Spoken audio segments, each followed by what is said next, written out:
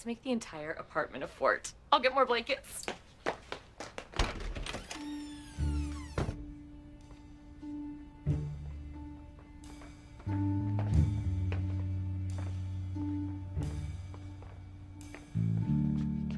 This is a space we reserve for virtual adventures. Like a playroom, but it only works in our minds. We call it the Dreamatorium. But it's a bedroom. No. There's only 2 bedrooms, including the blanket fort. This is the Dreamatorium. A place where reality is only limited by your imagination. Let's talk about the Dreamatorium and why this set piece in Dan Hartman's TV series, The Community, can actually help you better understand a specific behavioral quirk in the autistic spectrum.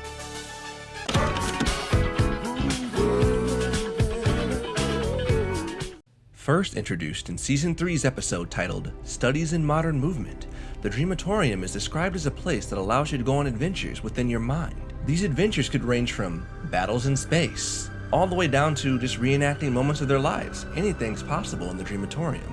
Now, my whole reason for making this video revolves around this particular episode and how unusually relatable it is. Let me explain. Well, try to explain. This has never been something that was easy for me to talk about because it doesn't necessarily make sense, but it's a behavior that's been with me pretty much my entire life. Whether or not it was the writer's intentions, this episode very accurately highlights the quirk of being able to mentally eject yourself from your surroundings and dream up a multitude of experiences, be it a way of calming down or even just a method of passing time. This is a habit that I personally have, and as I've grown, it's sort of changed with me. If that makes sense. It probably doesn't, but bear with me. I'm able to simulate any of the study group and even a half-accurate Chang in over 7,000 unique situations. Abed, it's cardboard tubes and a funnel. You see it that way because it's calibrated to a specific level of brain function. Right. I'm stupid. Not stupid, just less able to see what I see. As I've said before, I make it no secret that I land in the high end of the autistic spectrum. Over the years, I've struggled with my own challenges and even found ways around some physical and social hurdles. It's safe to say I've changed quite a bit compared to how I was when I was a kid. But throughout all those years, there has been one thing that has remained consistent. Now here's the part of the video where I reluctantly embarrassed myself. It started out as a blue blanket, and then it became a very special blue block. I take that block everywhere. In my mind, it was a spacecraft, a tiny spacecraft that allowed me to see the world from a different perspective. As I grew older, it became sticks, and then pens, and finally, unsharpened pencils. Now you might be wondering what these random items have to do with the Dreamatorium.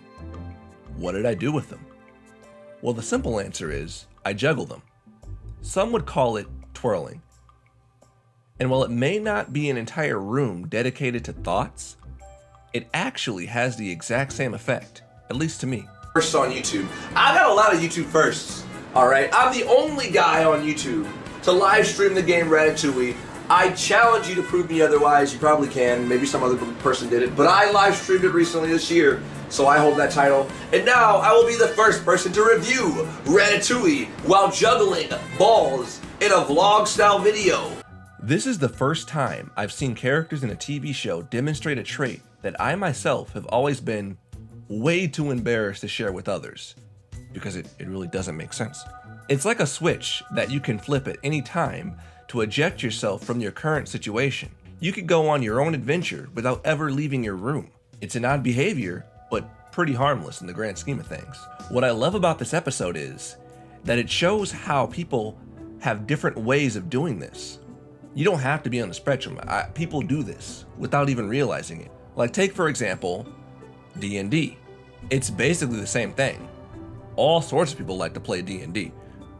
It's role-playing. It's using your mind to paint this picture, to create these scenarios, and then you just let them play out. But what surprised me the most about this episode wasn't that it just highlighted a behavior, a habit that I've always had my entire life, but it also did a good job of showcasing a lot of fears that some people who would probably fall in that spectrum have. And again, I don't know if this was intentional or not, but either way, it did a good job of really bringing those to the forefront. run the simulations, Annie. I don't get married. I don't invent a billion-dollar website that helps people have sex. I don't make it into Sundance, Slam Dance, or Dance Pants. Troy invents Dance Pants in 2019. Don't tell him. He needs to stumble onto it. All right, listen. The scenarios you're running here are like great science fiction. They're impressive and detailed and insightful, but they're not accurate for crap. Science fiction never has been. Look at 2001. Did we have a space odyssey? No. We got snowboarding in the Olympics and we overvalidated Carson Daly. That poor guy. Yeah, Crimea River. My point is, your simulations are nothing more than anxieties. You're afraid you don't fit in. You're afraid you'll be alone. Great news. You share that with all of us. So you'll never be alone. And you'll always fit in. And yes, that's why I meddled with Troy and Britta. You caught me. I was trying to make life go... You know, I've said this quite a few times in other videos. This is something that I still kind of struggle with. Is a big doubt that kind of looms in the back of your head. You're told time and time again, and you see people who are experts that talk about it. They'll say you're not gonna have the same types of bonds other people have. You won't get married. You won't have the same social life. It won't be the same for you. And it's those doubts that can really get to you. I never really expected to see that in an episode of The Community of all things, you know. Even for a brief scene. Those are very real doubts that people have. I myself, like I said, I struggle with that to this day. But I've used my YouTube channel and just other experiences as a way to kind of work around that and to prove it wrong, you know. You can build those bonds. You can make friends. You can eventually get married. No, there's really nothing that can stop you but you.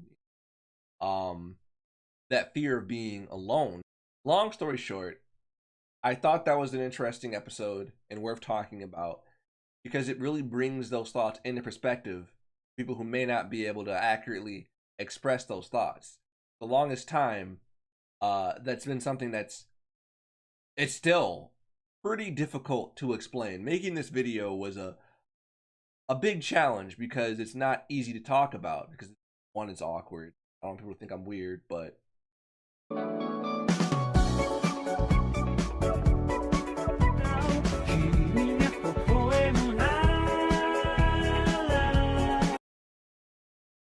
we've already established I'm pretty weird. But I guess that's it. Thanks for watching. Hope you enjoyed the video. Hope you took something away from it. Maybe you can relate too. Just a casual reminder that you are not alone. There are other people like you who may experience the same thing. So stay awesome, stay cool, and I'll see you guys in the next video.